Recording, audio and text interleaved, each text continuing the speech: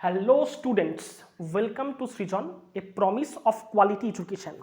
তো দেখো, আমি আজকের ভিডিওতে নিয়ে এসেছি পি ব্লকের কিছু ইম্পর্টেন্ট প্রশ্ন, যে প্রশ্নগুলো তোমাদের পরীক্ষার জন্য খুবই খুবই খুবই ইম্পর্টেন্ট। তোমরা যদি এবিটিএ বা ডাব্লিউবিটিএ ফলো করো তাহলে দেখতে পাবে যে এবিটিএ বা ডাব্লিউবিটিএ এর প্রতিটা পাতায় কিন্তু এই প্রশ্নগুলোই বারবার রিপিট হয়েছে এবং এই প্রশ্নগুলো পরীক্ষার জন্য খুবই ইম্পর্টেন্ট। আমি দেখো প্রথম সেটে টোটাল 14টা প্রশ্ন নিয়েছি। এই 14টা প্রশ্ন কিন্তু পরীক্ষার জন্য খুবই ইম্পর্টেন্ট।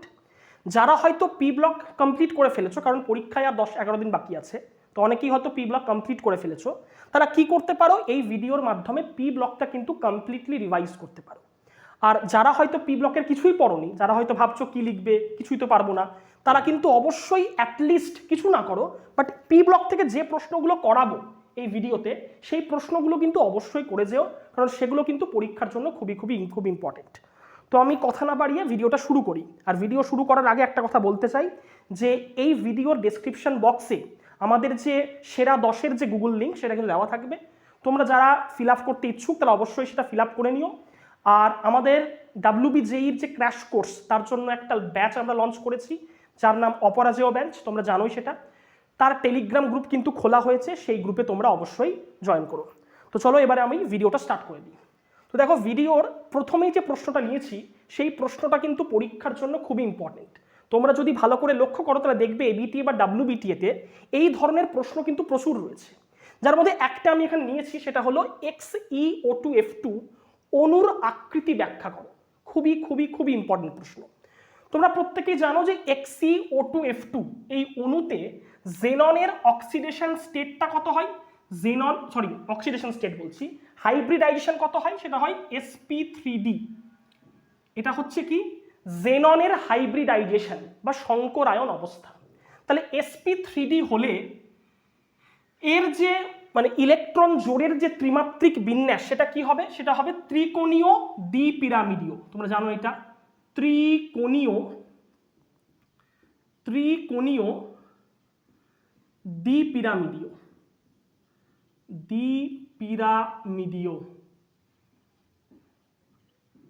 দেখো, তার মানে XeO2F2 অণুতে জেননের হাইব্রিডাইজেশনটা হচ্ছে sp3d।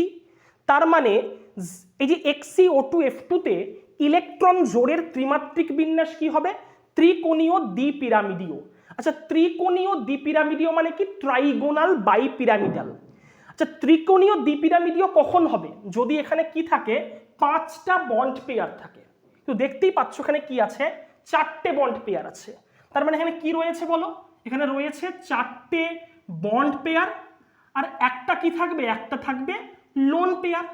4টে বন্ড পেয়ার এবং একটা লোন পেয়ার থাকলে XeO2F2 অণুর প্রকৃত গঠনাকৃতি কি হবে, প্রকৃত গঠনাকৃতি হবে বিকৃত চতুস্তলকীয়। কি হবে, বিকৃত চতুস্তলকীয়, যাকে ইংলিশে বলা হয় ডিস্টর্টেড টেট্রাহেড্রাল। তার মানে XeO2F2 অণুর আকৃতি কি হবে, বিকৃত চতুস্তলকীয়। ত্রিকোণীয় দ্বিপিরামিডীয় হবে না কেন, ত্রিকোণীয় দ্বিপিরামিডীয় তখনই হতো যদি এই মলিকিউলটাতে 5টা বন্ড পেয়ার থাকতো, কিন্তু এখানে কি রয়েছে, 4টে বন্ড পেয়ার আর একটা লোন পেয়ার। তার মানে XeO2F2 অণুর আকৃতি হবে বিকৃত চতুস্তলকীয়। আচ্ছা, আকৃতিটা কেমন হবে দেখে নাও, যে এই হচ্ছে জেনন, ডাবল বন্ড ও, একটা কি আছে, লোন পেয়ার আছে, আর দেখো এই একটা ফ্লুরিন আর এই একটা ফ্লুরিন। তাহলে এইটা হবে XeO2F2 এর গঠনাকৃতি। তো এই প্রশ্নটা কিন্তু পরীক্ষার জন্য খুব ইম্পর্টেন্ট, ভালো করে সলভ করে রাখবে। দেখো 2 নম্বরে কি লিখেছি, I2 অপেক্ষা ICl বেশি সক্রিয় কেন। দেখো I2 মানে হচ্ছে এই মলিকিউলটা, আয়োডিন সিঙ্গেল বন্ড আয়োডিন, আর ICl মানে আয়োডিন সিঙ্গেল বন্ড ক্লোরিন। ভালো করে লক্ষ্য করো, এখানে দুটোই কি রয়েছে, আয়োডিন রয়েছে। তার মানে এই বন্ধনে কোনো পোলারিটি নেই, কোনো ধ্রুবীয়তা নেই, তার কারণ দুজনেরই ইলেকট্রোনেগেটিভিটি সেম। কিন্তু ভালো করে লক্ষ্য করো, এই বন্ধনে কি রয়েছে, একটা আয়োডিন আর একটা ক্লোরিন, দুজনের মধ্যে কি রয়েছে, ইলেকট্রোনেগেটিভিটির পার্থক্য রয়েছে। ক্লোরিনটা বেশি ইলেকট্রোনেগেটিভ, তার মানে ডেল মাইনাস, আয়োডিনটা হবে ডেল প্লাস। তার মানে এই বন্ধনের কি রয়েছে, একটা পোলারিটি রয়েছে। তার মানে ICl এর কি রয়েছে, একটা পোলারিটি রয়েছে। এই কারণে ICl বেশি সক্রিয় হবে আর I2 কম সক্রিয় হবে, কারণ I2 হচ্ছে নন পোলার, এখানে কোনো পোলারিটি নেই, আর ICl এ কি রয়েছে, পোলারিটি রয়েছে, তাই ICl I2 অপেক্ষা বেশি সক্রিয়। দেখো 3 নম্বরের প্রশ্নটা তো পরীক্ষার জন্য খুবই খুবই খুবই ইম্পর্টেন্ট, ভালো করে সবাই করে রাখবে যে SF4 আর্দ্র বিশ্লেষিত হয় কিন্তু SF6 হয় না কেন। তার কারণটা দেখো আমি এখানে লিখছি, দেখো SF6 এর স্ট্রাকচার হচ্ছে এরকম, এটা হচ্ছে অক্টাহেড্রাল স্ট্রাকচার বা অষ্টতলকীয়, এটা হচ্ছে SF6। দেখো এখানে কি রয়েছে, সালফারকে 6টা ফ্লুরিন ঘিরে রয়েছে, যেখানে SF4 এ দেখো সালফারকে কি থাকবে, 4টে ফ্লুরিন কিন্তু ঘিরে থাকবে। এটা হচ্ছে SF4 এর স্ট্রাকচার, আর এটা হচ্ছে SF6 এর স্ট্রাকচার। এটা কি বলা হয়, অক্টাহেড্রাল বা অষ্টতলকীয়, আর এটাকে বলা হয় স্কোয়ার প্লেনার বা সমতলিক বর্গাকার। তাহলে এখানে বলছে SF4 আর্দ্র বিশ্লেষিত হবে। দেখো এখানে সালফারকে 4টে ফ্লুরিন ঘিরে রয়েছে আর এখানে 6টা ফ্লুরিন ঘিরে রয়েছে, তার মানে এখানে সালফারের কি কম, স্টেরিক হিন্ড্রেন্স কম। দেখো এখানে কি রয়েছে, সালফারের স্টেরিক হিন্ড্রেন্স কি হবে, কম হবে। আর এখানে দেখো সালফারের অবভিয়াসলি কি হবে, স্টেরিক হিন্ড্রেন্স অনেক বেশি, জায়গার অনেক অভাব রয়েছে সালফারের, সালফারকে 6টা ফ্লুরিন কিন্তু ঘিরে রয়েছে আর এখানে সালফারকে 4টে কিন্তু ফ্লুরিন ঘিরে রয়েছে, তার মানে এখানে সালফারের স্টেরিক হিন্ড্রেন্স অনেক বেশি, এখানে সালফারের স্টেরিক হিন্ড্রেন্স অনেক কম। ফলে এই সালফারটাকে অক্সিজেনের, এই জলের যে অক্সিজেনের লোন পেয়ার, সে কিন্তু সহজে অ্যাটাক করতে পারবে না, এই অ্যাটাকটা কিন্তু পসিবল নয়। কিন্তু এখানে যেহেতু 4টে ফ্লুরিন রয়েছে মানে স্টেরিক হিন্ড্রেন্স কম, ফলে জলের অক্সিজেন পরমাণু, অক্সিজেনের যে লোন পেয়ার, সে সহজেই সালফারকে কিন্তু অ্যাটাক করতে পারবে, আক্রান্ত করতে পারবে। তাই SF4 আর্দ্র বিশ্লেষিত হবে কিন্তু SF6 আর্দ্র বিশ্লেষিত হবে না, এটা একটা কারণ, স্টেরিক হিন্ড্রেন্স দিয়ে ব্যাখ্যা করতে পারো। আর একটা ব্যাখ্যা বলা হয় যে সালফারের কোঅর্ডিনেশন নাম্বার, এখানে সালফারকে 6টা ফ্লুরিন ঘিরে রয়েছে, তাহলে এখানে সালফারের কোঅর্ডিনেশন নাম্বারটা হচ্ছে 6, আর এখানে সালফারকে 4টে ফ্লুরিন ঘিরে রয়েছে, তার মানে এখানে সালফারের কোঅর্ডিনেশন নাম্বারটা হচ্ছে 4। সালফারের ম্যাক্সিমাম কোঅর্ডিনেশন নাম্বার 6 হতে পারে, তাহলে এখানে সালফারের কি রয়েছে, ম্যাক্সিমাম কোঅর্ডিনেশন নাম্বার, তাহলে সালফার কখনোই তার কোঅর্ডিনেশন নাম্বারকে বাড়াতে পারবে না, ফলে সালফার জল দ্বারা আক্রান্ত হবে না। কিন্তু এখানে দেখো সালফারের কোঅর্ডিনেশন নাম্বার 4, ফলে এখানে সালফারের কোঅর্ডিনেশন নাম্বার বাড়ানোর সুযোগ রয়েছে, তাই এই সালফারটা সহজেই জল দ্বারা আক্রান্ত হবে। তাই SF4 আর্দ্র বিশ্লেষিত হবে কিন্তু SF6 আর্দ্র বিশ্লেষিত হবে না। তাহলে এই প্রশ্নের উত্তরটা তোমরা দুইভাবে দিতে পারো, একটা হচ্ছে স্টেরিক হিন্ড্রেন্স দিয়ে, এর স্টেরিক হিন্ড্রেন্স বেশি, এর স্টেরিক হিন্ড্রেন্স কম, তাই এ জল দ্বারা আক্রান্ত হবে না, এ জল দ্বারা আক্রান্ত হবে। 2 নম্বর কি বললাম, এখানে সালফারের কি রয়েছে, ম্যাক্সিমাম কোঅর্ডিনেশন নাম্বার, তাই এর কোঅর্ডিনেশন নাম্বার বাড়ানোর কোনো সুযোগ নেই, তাই জল দ্বারা আক্রান্ত হবে না। এখানে সালফারের কোঅর্ডিনেশন নাম্বার 4, তাহলে এ সহজেই কি করতে পারে, কোঅর্ডিনেশন নাম্বার বাড়াতে পারে, তাই SF4 জল দ্বারা আক্রান্ত হবে কিন্তু SF6 হবে না। এই প্রশ্নের উত্তরটা তোমরা ভালো করে রাখবে। দেখো 4 নম্বরে কি লিখেছি, H3PO3 কে উত্তপ্ত করলে কি ঘটে তার সমিত সমীকরণটি লেখো, বিক্রিয়াটি কি অসমঞ্জস বিক্রিয়া, এটা বলতে হবে আমাকে।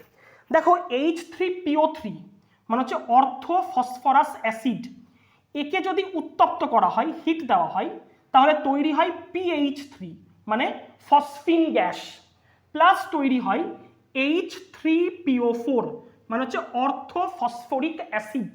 তাহলে এখানে ব্যালেন্স করে দিচ্ছি, 4H3PO4 থেকে তৈরি হবে PH3 প্লাস 3H3PO4। তাহলে বুঝতেই পারছো যে এখানে PH3-র অক্সিডেশন স্টেটটা কত, অবভিয়াসলি এটা -3।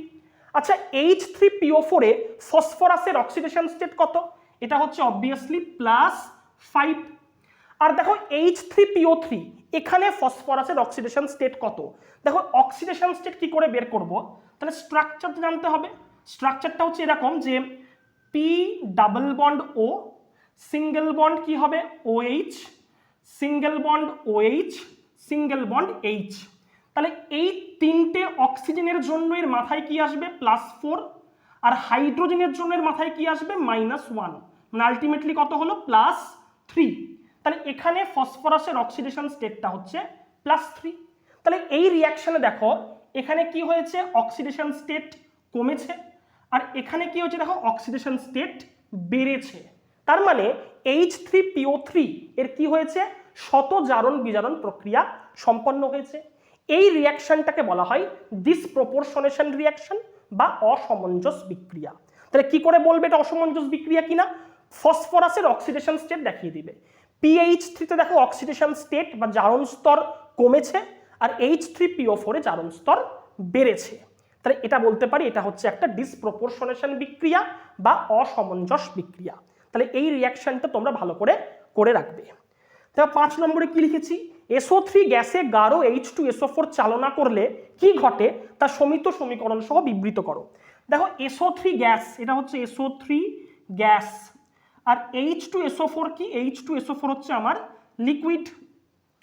H2SO4 কি করে, SO3 গ্যাসকে শোষণ করে নেয়, তার ফলে কি তৈরি হয়, H2S2O7, এটাও লিকুইড, এর নাম হচ্ছে ওলিয়াম।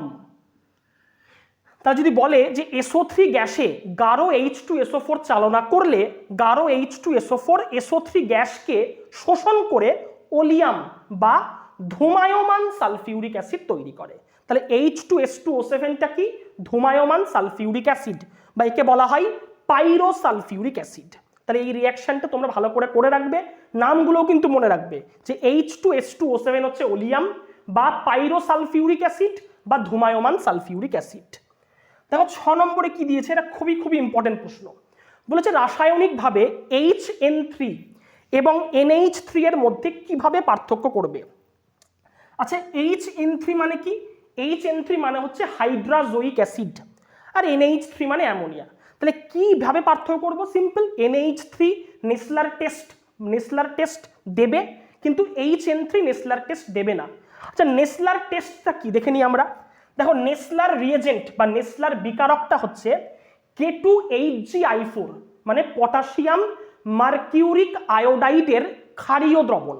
তার মধ্যে যদি অ্যামোনিয়া গ্যাস চালনা করা হয় তাহলে মিলন্স বেসের আয়োডাইডের বাদামি অধক্ষেপ পাওয়া যায়। কার ক্ষেত্রে, অ্যামোনিয়ার ক্ষেত্রে। তাহলে এই পরীক্ষার সাহায্যে আমি অ্যামোনিয়াকে শনাক্ত করতে পারি, কিন্তু হাইড্রাজোয়িক অ্যাসিড বা HN3 পজিটিভ নেসলার টেস্ট দেয় না। তাহলে নেসলার টেস্টের মাধ্যমে আমি HN3 এবং NH3 এর মধ্যে পার্থক্য করতে পারি। বিক্রিয়াটা ভালো করে লিখে দিবে যে 2K2HgI4, এটাই হচ্ছে পটাশিয়াম মার্কিউরিক আয়োডাইড, প্লাস বিক্রিয়া করবে কে, NH3 মানে অ্যামোনিয়া। আর কি বলেছিলাম যে পটাশিয়াম মার্কিউরিক আয়োডাইডের ক্ষারীয় দ্রবণ, তার মানে কি নিব আমি, KOH। তাহলে কি হয়, এখানে কি পাওয়া যায় দেখে নাও, এখানে পাওয়া যায় H2N HgO HgI, এর কি পাওয়া যায়, বাদামি অধক্ষেপ পাওয়া যায়, প্লাস তৈরি হয় এখানে 7Ki প্লাস 2H2O, একে বলা হয় মিলন্স বেসের আয়োডাইড, এর কি পাওয়া যায়, বাদামি অধক্ষেপ পড়ে। তাহলে এই বিক্রিয়ার সাহায্যে আমি অ্যামোনিয়াকে শনাক্ত করতে পারি, কিন্তু HN3 K2HgI4 বা KOH এর সঙ্গে কোনো বিক্রিয়া করে না। তাহলে এই বিক্রিয়ার সাহায্যে আমি দুজনকে পার্থক্য করতে পারবো।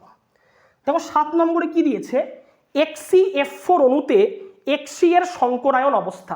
প্রত্যেকেই জানো এখানে দেখো XeF4 হয় এরকম, Xe এই 4টে ফ্লুরিন এভাবে থাকে, 4টে ফ্লুরিন, আর উপরে কি থাকে, লোন পেয়ার, নিচে একটা লোন পেয়ার। তাহলে বুঝতেই পারছো না কি আছে, দেখো 4টে বন্ড পেয়ার প্লাস কি আছে, দুটো লোন পেয়ার। তাহলে হাইব্রিডাইজেশনটা কি হবে, sp3d2। তাহলে XeF4 অণুতে জেননের সংকরায়ন অবস্থা হবে sp3d2। তাহলে ইলেকট্রন জোড়ের ত্রিমাত্রিক বিন্যাসটা কি রকম, সিম্পল অষ্টতলকীয়। আর অণুটির আকৃতি কি হবে, অণুটির আকৃতি হবে সমতলিক বর্গাকার। লিখে দিলাম সমতলিক বর্গাকার, যাকে ইংলিশে বলা হয় স্কোয়ার প্লেনার। এটা হচ্ছে অণুটির গঠন আকৃতি, আর ইলেকট্রন জোড়ের ত্রিমাত্রিক বিন্যাসটা হচ্ছে অষ্টতলকীয়। তাহলে এই প্রশ্নটা তোমরা কিন্তু ভালো করে দেখে রাখবে।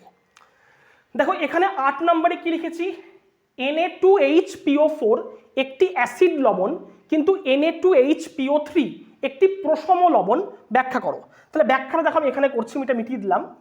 দেখো আমাকে জানতে হবে এই লবণগুলোর স্ট্রাকচার কীরকম। দেখো Na2HPO4 মানে হবে P double bond O single bond, দেখো এখানে কি আসবে ONA সিঙ্গেল বন্ড ONA, আর কি আছে দেখো HPO4 মানে এখানে একটা কি আসবে সিঙ্গেল বন্ড OH। ভালো করে লক্ষ্য করো, এটা হচ্ছে কি আমার Na2HPO4, আর একটা কি বলেছে আমার Na2HPO3, তাহলে কি আসবে P double bond O single bond ONA single bond ONA single bond hydrogen, এটা হচ্ছে Na2HPO3। দেখো বলেছে এটা হচ্ছে প্রশম লবণ আর এটা হচ্ছে অ্যাসিড লবণ। আচ্ছা এটাকে অ্যাসিড লবণ বলছে কেন? কারণ দেখো এখানে অক্সিজেনের সঙ্গে যে হাইড্রোজেন পরমাণুটি যুক্ত রয়েছে এই হাইড্রোজেন পরমাণুটিকে বলা হয় প্রতিস্থাপনযোগ্য হাইড্রোজেন পরমাণু বা আয়োনাইজেবল হাইড্রোজেন পরমাণু। যদি কোনো অণুতে আয়োনাইজেবল হাইড্রোজেন পরমাণু উপস্থিত থাকে তাহলে ওই অণুটি আম্লিক হয়। তো দেখো Na2HPO4 এ অক্সিজেনের সঙ্গে যুক্ত একটি হাইড্রোজেন পরমাণু রয়েছে, তাহলে এই হাইড্রোজেনটা হচ্ছে প্রতিস্থাপনযোগ্য হাইড্রোজেন পরমাণু, এই কারণে Na2HPO4 একটি অ্যাসিড লবণ। দেখো এখানেও হাইড্রোজেন রয়েছে কিন্তু এই হাইড্রোজেনটা ফসফরাসের সঙ্গে যুক্ত, তাই এই হাইড্রোজেনটি প্রতিস্থাপনযোগ্য হাইড্রোজেন পরমাণু নয়। তার মানে Na2HPO3 তে কোনো প্রতিস্থাপনযোগ্য হাইড্রোজেন পরমাণু নেই, তাই এই লবণটা হবে প্রশম লবণ আর এই লবণটা হবে আমার অ্যাসিড লবণ। আশা করি তোমরা এটা বুঝতে পারলে। এটা হচ্ছে অ্যাসিড লবণ, এটা হচ্ছে প্রশম লবণ, কারণ এখানে কি রয়েছে প্রতিস্থাপনযোগ্য হাইড্রোজেন পরমাণু রয়েছে, এখানে প্রতিস্থাপনযোগ্য হাইড্রোজেন পরমাণু নেই। আশা করি তোমাদের বোঝাতে পারলাম। তাহলে 9 কি বলেছে H3PO2 আর H2S2O7 এর গঠনাকৃতি আমাকে লিখতে হবে। দেখো H2S2O7 মানে হচ্ছে এইটা, একটু আগে বললাম যে পাইরোসালফিউরিক অ্যাসিড, তাহলে পাইরোসালফিউরিক অ্যাসিডের আর H3PO2 এর স্ট্রাকচার রাখতে হবে। খুব ইজি, দেখো এটা কি করবো আমরা, যে P double bond O single bond OH single bond hydrogen single bond hydrogen, এটাই হচ্ছে H3PO2, হাইলি ইম্পর্টেন্ট, এটা স্ট্রাকচার হবে। আচ্ছা H2S2O7 কি করে করব, S double bond O single bond oxygen single bond sulphur double bond O এখানে তো ডাবল বন্ড ও করবো single bond OH single bond OH, এটাই হচ্ছে H2S2O7। এটাকে বলা হয় পাইরোসালফিউরিক অ্যাসিড, আর এখানে সালফারের অক্সিডেশন স্টেটটা হচ্ছে +6, এটা কিন্তু মনে রাখবে। আচ্ছা নাইট্রোজেন অপেক্ষা ফসফরাসের ক্যাটিনেশন প্রবণতা বেশি কেন? এটা হাইলি ইম্পর্টেন্ট প্রশ্ন। দেখো ক্যাটিনেশন প্রবণতা মানে হচ্ছে নিজেদের মধ্যে বন্ডিং করা, মানে নাইট্রোজেন এই বন্ডটা উইক হয় আর ফসফরাস বন্ডটা স্ট্রং হয়, এটাই কিন্তু জিজ্ঞেস করেছে এখানে যে ফসফরাসের ক্যাটিনেশন প্রবণতা বেশি নাইট্রোজেনের কম কেন। দেখো যদি নাইট্রোজেন বন্ধনটাকে তুলনা করি আর ফসফরাস বন্ডটাকে তুলনা করি, আমরা কি জানি নাইট্রোজেনের আকার ছোট হওয়ায় এই বন্ধন দৈর্ঘ্যটা কি হবে ছোট হবে, আর এই বন্ধন দৈর্ঘ্যটা অপেক্ষাকৃত বড় হবে কারণ ফসফরাসের আকার নাইট্রোজেনের তুলনায় বড়। এবার দেখো এখানে নাইট্রোজেন পরমাণু কি কাছাকাছি রয়েছে কারণ বন্ধন দৈর্ঘ্যটা কম, ফলে নাইট্রোজেনের যে লোন পেয়ার আর এই নাইট্রোজেনের যে লোন পেয়ার নিঃসঙ্গ ইলেকট্রন জোড়ের মধ্যে কি হবে একটা রিপালশন হবে, তাহলে এই নিঃসঙ্গ ইলেকট্রন জোড়ের মধ্যে বিকর্ষণের কারণে নাইট্রোজেন বন্ধনটি দুর্বল প্রকৃতির হয়, আর এখানে ফসফরাস কি থাকে অপেক্ষাকৃত দূরে থাকে, ফলে এর লোন পেয়ার আর এর লোন পেয়ারের মধ্যে বিকর্ষণটা অপেক্ষাকৃত কম হবে, তাহলে এই বন্ডটা কি হবে নাইট্রোজেন বন্ডের থেকে শক্তিশালী হবে, এই কারণে ফসফরাসের ক্যাটিনেশন প্রবণতা নাইট্রোজেনের থেকে বেশি। এটাই বলবে যে নাইট্রোজেন বন্ধন দৈর্ঘ্য ছোট হওয়ায় নাইট্রোজেনের নিঃসঙ্গ ইলেকট্রন জোড়ের মধ্যে বিকর্ষণ বেশি হয়, এই কারণে নাইট্রোজেন বন্ধনটি দুর্বল প্রকৃতির হয়। দুটো ফসফরাস দেখো দূরে থাকার কারণে লোন পেয়ারের মধ্যে বিকর্ষণটা কম হবে, ফলে এই বন্ধনটা কি হবে শক্তিশালী হবে, এই কারণে ফসফরাসের ক্যাটিনেশন প্রবণতা বেশি নাইট্রোজেনের কম, এটা কিন্তু ভালো করে তৈরি করে রাখবে। দেখো 11 নম্বরে কি বলেছি ইলেকট্রন গ্রহণ এনথালপির পরম মান ক্লোরিন অপেক্ষা ফ্লুরিনের কম হয় কেন? এটা তো খুবই ইম্পর্টেন্ট প্রশ্ন, জানো তোমরা হয়তো যে ফ্লুরিনের কি হয়, আকারটা ছোট হয়। তো এটা হচ্ছে ফ্লুরিন, এটা হচ্ছে আমার ফ্লুরিন, আর এইটা হচ্ছে আমার ক্লোরিন। এবার যখন ক্লোরিনে কি দিব, আমি একটা ইলেকট্রন দেব, তখন কি হবে, এখানে অলরেডি কি ছিল, ইলেকট্রন ছিল, একটা ইলেকট্রন ঢোকাচ্ছি, তাহলে এখানে কি হবে, ইলেকট্রন ইলেকট্রন বিকর্ষণটা অনেক বেশি হবে। আর ক্লোরিনের আকারটা বড় হওয়ার কারণে এখানে যদি একটা ইলেকট্রনকে ঢোকাই, তাহলে ইলেকট্রন ইলেকট্রন রিপালশন বা ইলেকট্রন ইলেকট্রনের মধ্যে বিকর্ষণ বলটা অপেক্ষাকৃত কম হবে। তাহলে ফ্লুরিন সহজে কিন্তু একটা ইলেকট্রনকে নিতে চাইবে না, কিন্তু ক্লোরিন সহজেই একটা ইলেকট্রনকে অ্যাকসেপ্ট করে নেবে। এই কারণে ক্লোরিনের যে ইলেকট্রন গ্রহণ এনথালপি সেটা ফ্লুরিন অপেক্ষা বেশি হয়। আশা করি এটা বোঝাতে পারলাম। এটা ভালো করে কিন্তু করে দেবে যে ক্লোরিনের আকার বড় হওয়ার কারণে ক্লোরিন কি করে, একটা ইলেকট্রনকে সহজেই গ্রহণ করে। ফ্লুরিনের আকার ছোট হওয়ায় ইলেকট্রনকে সহজে গ্রহণ করতে চায় না, কারণ ইলেকট্রন গ্রহণ করলে কি হবে, ইলেকট্রন ইলেকট্রন বিকর্ষণটা বেড়ে যাবে। এই কারণে ফ্লুরিনের ইলেকট্রন গ্রহণ এনথালপির পরম মান ক্লোরিন অপেক্ষা কম হয়। এটা কিন্তু ভালো করে এক্সপ্লেন করবে। তা 12 নম্বরে কি বলেছি, HF এর স্ফুটনাঙ্ক HCl অপেক্ষা অনেক বেশি। এটা প্রত্যেকের জানা, ইজি প্রশ্ন। দেখো HF মানে ধরো এটা হচ্ছে HF। তো এই যে হাইড্রোজেন পরমাণুটা রয়েছে এ ফ্লুরিনের সঙ্গে যুক্ত, ফলে এই হাইড্রোজেন পরমাণুটি হাইড্রোজেন বন্ধন গঠনে সক্ষম। তাহলে এ কি করবে, আর একটা ধরো হাইড্রোজেন HF যে আর একটা যে HF মলিকিউলের এফটা রয়েছে তার সঙ্গে কি করবে, হাইড্রোজেন বন্ডিং করবে। এই এফটা কি করবে, আর একটা HF এর হাইড্রোজেনের সঙ্গে হাইড্রোজেন বন্ডিং করবে। তাহলে HF যে মলিকিউলস তারা হাইড্রোজেন বন্ধন গঠনের মাধ্যমে পরস্পরের সঙ্গে সংযোজিত অবস্থায় আছে। এই কারণে HF এর স্ফুটনাঙ্ক মানে এর যে বয়েলিং পয়েন্ট সেটা অনেক কিন্তু বেশি হয়, স্ফুটনাঙ্ক অনেক বেশি হয়, কারণ HF মলিকিউলসগুলো হাইড্রোজেন বন্ধন গঠনের মাধ্যমে সংযোজিত অবস্থায় আছে। দেখো এটা কি বললাম, HCl, দেখো HCl এ কি হবে না, হাইড্রোজেন বন্ধন কিন্তু সম্ভব নয়। তাহলে HCl মলিকিউলগুলো দুর্বল ভ্যান ডার ওয়ালস আকর্ষণ বলের মাধ্যমে পরস্পরের সঙ্গে যুক্ত আছে, তাই HF এর বয়েলিং পয়েন্ট বেশি হবে, কারণ এখানে হাইড্রোজেন বন্ডিং রয়েছে, আর HCl এর বয়েলিং পয়েন্ট কম হবে। দেখো 13 নম্বরে কি বলেছি, XeF4 আর SbF5 রিঅ্যাকশনটা লিখতে বলেছে। এখানে কি হয়, এখানে হয় XeF3 প্লাস আর SbF6 মাইনাস। এটা কিন্তু খুব ইম্পর্টেন্ট রিঅ্যাকশন, ভালো করে রাখবে। দেখো 14 নম্বরে কি বলেছি, KHF2 লবণের অস্তিত্ব আছে, কিন্তু KHCl2 লবণের অস্তিত্ব নেই। দেখো এখানে কি আছে, KHF2 কি করে তৈরি হয় এটা দেখি। দেখো KF মানে হচ্ছে K plus plus F minus. এবার এই F মাইনাস যখন HF এর সঙ্গে যুক্ত হবে তখন কি তৈরি করবে, এই হচ্ছে HF, এই Hটা কি করবে, এই F এর সঙ্গে একটা হাইড্রোজেন বন্ডিং করে HF2 মাইনাস আয়নটা তৈরি করবে। তাহলে এখানে কি পেলাম, KF প্লাস HF, তাহলে তৈরি হবে KHF2। দেখো HF2 মাইনাস আয়নের অস্তিত্ব রয়েছে, কারণ এখানে হাইড্রোজেন বন্ডিং পসিবল। ফ্লুরিনের সঙ্গে যে হাইড্রোজেনটা যুক্ত রয়েছে সে F মাইনাসের সঙ্গে হাইড্রোজেন বন্ডিং করতে পারবে, কিন্তু KHCl2-তে এই যে HCl এর এই হাইড্রোজেনটাই কিন্তু হাইড্রোজেন বন্ধন গঠনে সক্ষম নয়, তাই HCl2 মাইনাস আয়নের অস্তিত্ব নেই, কিন্তু HF2 মাইনাস আয়নের অস্তিত্ব রয়েছে। তাই KHF2 লবণের অস্তিত্ব থাকবে, কিন্তু KHCl2 লবণের অস্তিত্ব থাকবে না। তো আশা করি তোমরা এটা বুঝতে পারলে, এটা হাইড্রোজেন বন্ডিং দিয়ে কিন্তু অ্যান্সার লিখতে হবে।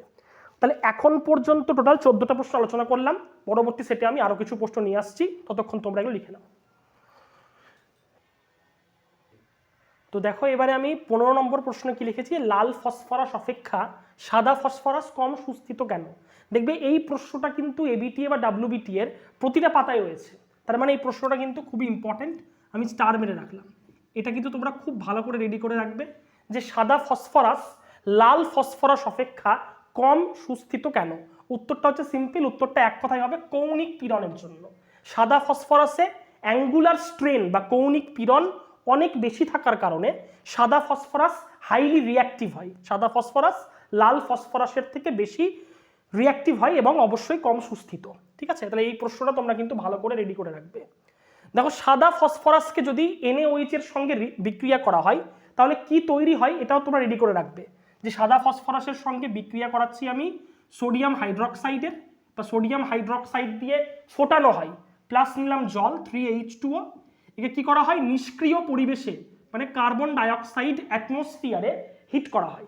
হিট করলে কি তৈরি হয়, এখানে ফসফিন গ্যাস তৈরি হয়, প্লাস তৈরি হয় 3NaH2PO2, মানে যে সোডিয়াম হাইপোফসফাইট লবণ তৈরি হয়। তাহলে এই রিয়াকশনটা তোমরা ভালো করে দেখে রাখবে। দেখো 16 নম্বরে কি লিখেছি, ফ্লুরিনের অস্বাভাবিক আচরণের কারণগুলি দেখো। তোমাদের বইয়ে দেখবে ভালো করে 4টে কারণ দেওয়া আছে।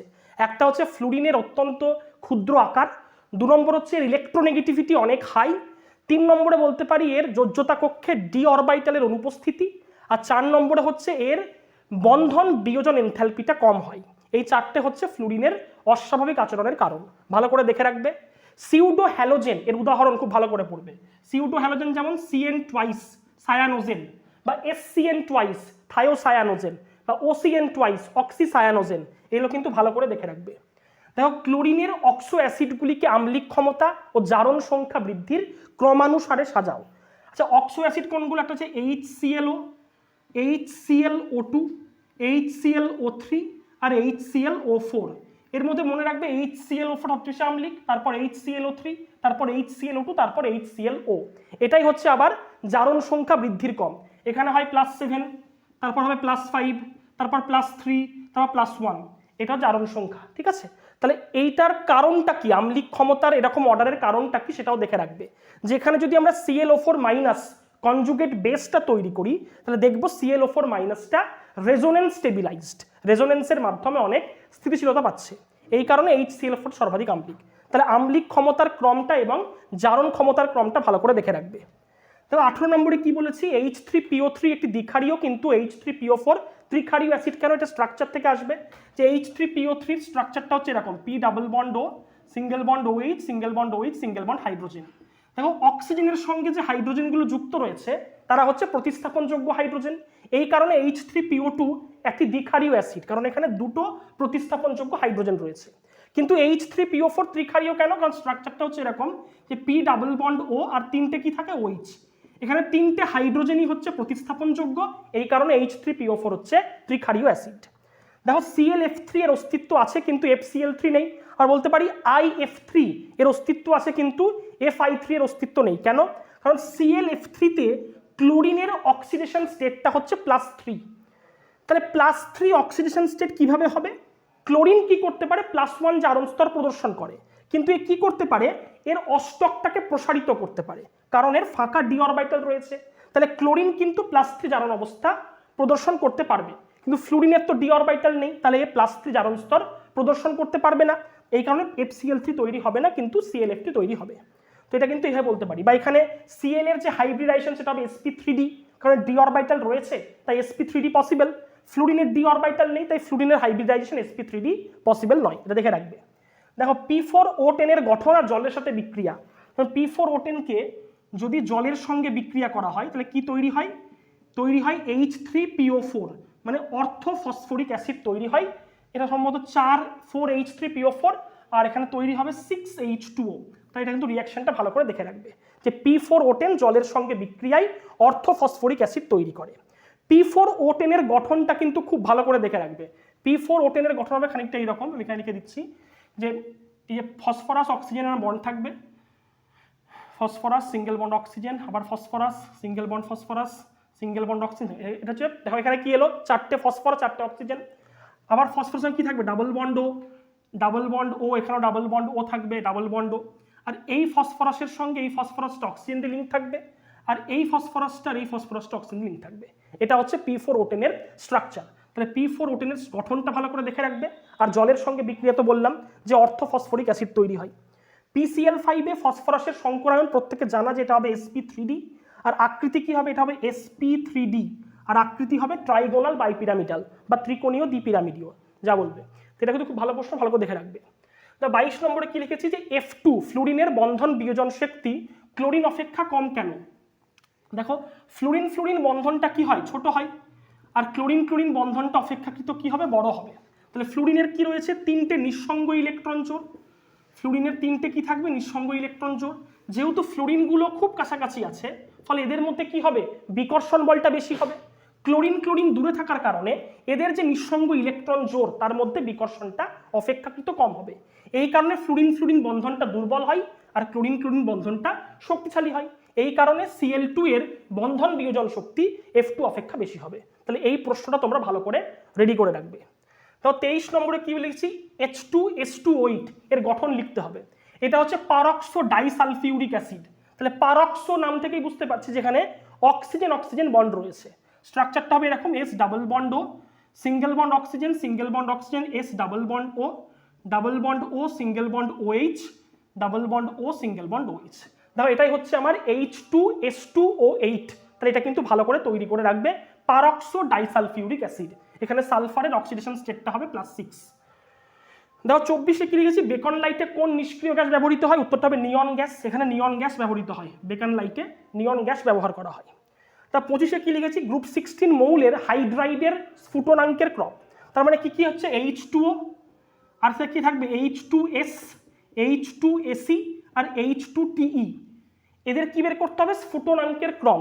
তাহলে H2O তে কি হয়, হাইড্রোজেন বন্ডিং হয়, এই কারণে H2 এর স্ফুটনাঙ্ক সবচাইতে বেশি হবে। তাহলে H2O এর স্ফুটনাঙ্ক সবচাইতে বেশি।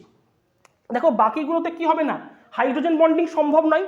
তাহলে এখানে কি কাজ করবে, ভ্যান ডার ওয়ালস আকর্ষণ বল। আমরা জানি আণবিক ভর যত বেশি হয় ভ্যান ডার ওয়ালস আকর্ষণ বল তত বেশি হয়। যেহেতু টেলুরিয়ামের পারমাণবিক ভর অত্যন্ত বেশি, তাই এই হাইড্রাইডটার আণবিক ভর অত্যন্ত বেশি হবে, আর আণবিক ভর বেশি হলে ভ্যান ডার ওয়ালস আকর্ষণ বলটাও বেশি হবে। তাহলে এর কি হবে, স্ফুটনাঙ্ক সবচাইতে বেশি হবে। তাহলে জলের পরে স্থান পাবে আমার H2Te, তারপরে কি আসবে H2Ac, আর সবচেয়ে কম স্ফুটনাঙ্ক হবে H2S এর। তাহলে এই অর্ডারটা কিন্তু ভালো করে করে রাখবে।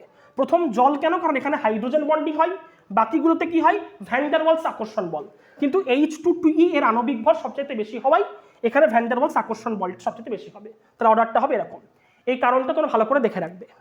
দেখো NH3 এর স্ফুটনাঙ্ক PH3 অপেক্ষা বেশি, কিন্তু BiH3 অপেক্ষা কম কেন? দেখো NH3 তে কি হবে, হাইড্রোজেন বন্ডিং হবে, কিন্তু PH3 তে হাইড্রোজেন বন্ডিং হবে না। এই কারণে NH3 এর স্ফুটনাঙ্ক PH3 অপেক্ষা বেশি হবে, কিন্তু BiH3 অপেক্ষা কম কেন? দেখো বিসমাথের এই যে BiH3, বিসমাথের যে হাইড্রাইড, তার আণবিক ভর অত্যন্ত বেশি হওয়ায় এখানে শক্তিশালী ভ্যান ডার ওয়ালস আকর্ষণ বল ক্রিয়া করে। এই আকর্ষণ বলের মানটা হাইড্রোজেন বন্ধনের আকর্ষণ বল অপেক্ষা বেশি হওয়ায় NH3 থেকে BiH3 এর স্ফুটনাঙ্ক বেশি হবে। এখানে অর্ডারটা খুব ইম্পর্টেন্ট, মনে রাখবে। সবচাইতে বেশি হয় বিসমাথের হাইড্রাইড, তারপর হয় অ্যান্টিমনির হাইড্রাইড, তারপর হয় NH3, তারপর আর্সেনিকের হাইড্রাইড, তারপর হয় লাস্টে থাকে PH3। এইটা হচ্ছে স্ফুটনাঙ্কের অর্ডারের ক্রম। তার কারণটা বললাম, NH3 তে হাইড্রোজেন বন্ডিং থাকায় এর স্ফুটনাঙ্ক PH3 এবং SH3 অপেক্ষা বেশি হয়, কিন্তু অ্যান্টিমনি বা বিসমাথের আণবিক ভর বেশি হওয়ায় এদের ভ্যান ডার ওয়ালস আকর্ষণ বলটা বেশি, তাই এদের বয়েলিং পয়েন্ট NH3 থেকেও বেশি হয়। এটা ভালো করে দেখে রাখবে। দেখো 27 নম্বরে কি লিখেছি, কোন হ্যালোজেন স্টার্চ কাগজকে নীল করে? স্টার্চ কাগজ মানে হচ্ছে starch iodide paper. Starch iodide মানে কি আছে, I মাইনাস। Cl2 কি করে, ক্লোরিন করে কি I মাইনাসটাকে I2 তে কনভার্ট করে। এই I2 স্টার্চের সঙ্গে একটা নীল কালারের কম্পাউন্ড তৈরি করে। তার মানে হ্যালোজেন কি করবে, এই ক্লোরিন কি করবে, স্টার্চ কাগজকে নীল করে দেবে। তাহলে এই প্রশ্নটা তোমরা ভালো করে দেখে রাখবে। তো 28-এ কি বলেছি, হ্যালোজেনের হাইড্রাসিডগুলির স্ফুটনাঙ্কের ক্রম। দেখো হ্যালোজেনের হাইড্রাসিডগুলির স্ফুটনাঙ্কের ক্রম এটা কিন্তু তোমরা ভালো করে করে রাখবে, মানে HF, HCl, HBr এবং HI এদের স্ফুটনাঙ্কের ক্রমটা ভালো করে করে রাখবে। মনে রাখবে HF এ কি হবে, হাইড্রোজেন বন্ডিং হবে, তার মানে HF এর স্ফুটনাঙ্ক সবচাইতে বেশি হবে। এরপর বাকি তিনটেই কিন্তু হাইড্রোজেন বন্ডিং হবে না, তাহলে এখানে কি দেখবো, ভ্যান ডার ওয়ালস আকর্ষণ বল। আয়োডিনের এই যে HI এর আণবিক ভর সবচাইতে বেশি হওয়ায় এক্ষেত্রে ভ্যান ডার ওয়ালস আকর্ষণ বলটা সর্বাধিক হবে, তাই HI এর স্ফুটনাঙ্ক HBr এর থেকে বেশি হবে, আর HBr এর স্ফুটনাঙ্ক HF এর থেকে বেশি হবে। এই অর্ডারটা কিন্তু ভালো করে দেখে রাখবে, সরি এটা হবে HCl থেকে বেশি হবে। তাহলে এই অর্ডারটা ভালো করে দেখে রাখবে। HF এ কি হবে, হাইড্রোজেন বন্ডিং, আর বাকি তিনটেই ভ্যান ডার ওয়ালস আকর্ষণ বল। দেখো এই প্রশ্নটা আমি স্টার মেনে রাখলাম, পরীক্ষার জন্য খুবই ইম্পর্টেন্ট, যে Cl2 দ্বারা বিরঞ্জন স্থায়ী কিন্তু SO2 দ্বারা বিরঞ্জন অস্থায়ী কেন? তার কারণটা হচ্ছে Cl2 কি করে, জলের সঙ্গে বিক্রিয়ায় জাইমান অক্সিজেন তৈরি করে, জাইমান অক্সিজেন রঙিন পদার্থকে জারিত করে বিরঞ্জিত করে, তাই ওই বিরঞ্জিত পদার্থকে বাতাসে রাখলে ও আগের অবস্থায় ফিরে আসতে পারে না, তাই Cl2 দ্বারা বিরঞ্জনটা হচ্ছে স্থায়ী। আর SO2 কি করে, জলের সঙ্গে বিক্রিয়া করে জাইমান হাইড্রোজেন তৈরি করে, যে জাইমান হাইড্রোজেন রঙিন পদার্থকে বিজারিত করে বিরঞ্জিত করে। তাই এই বিরঞ্জিত পদার্থকে খোলা বাতাসে রাখলে বায়ুর অক্সিজেন দ্বারা জারিত হয়ে আগের অবস্থায় ফিরে আসতে পারে। এই কারণে SO2 দ্বারা বিরঞ্জনটা হচ্ছে অস্থায়ী, কিন্তু Cl2 দ্বারা বিরঞ্জনটা হচ্ছে স্থায়ী। এই প্রশ্নটা কিন্তু খুব ভালো করে রেডি করে রাখবে, পরীক্ষার জন্য খুবই খুবই খুবই ইম্পর্টেন্ট। দেখো লাস্ট প্রশ্ন কি লিখেছি, NO2 ডাইমার গঠন করে কেন। দেখো NO2 স্ট্রাকচারটা খুব ইম্পর্টেন্ট। NO2 স্ট্রাকচারটা হচ্ছে এরকম যে N ডাবল বন্ড O, এখানে কোঅর্ডিনেট বন্ড থাকে অক্সিজেনের সঙ্গে, আর এখানে একটা ইলেকট্রন। তার মানে কি, দেখো এখানে কি রয়েছে, দুটো ইলেকট্রন নাইট্রোজেনের, এই একটা ইলেকট্রন, আর এখানে কি রয়েছে, দুটো ইলেকট্রন, আর একটা কি থাকবে, না দেখো 2 2 4 5, আর এখানে একটা 7টা ইলেকট্রন। তাহলে নাইট্রোজেনের কি নাই, NO2 তে অষ্টক পূর্তি নাই। এই কারণে NO2 কি হয়, একটু কম স্থিতিশীল হয়।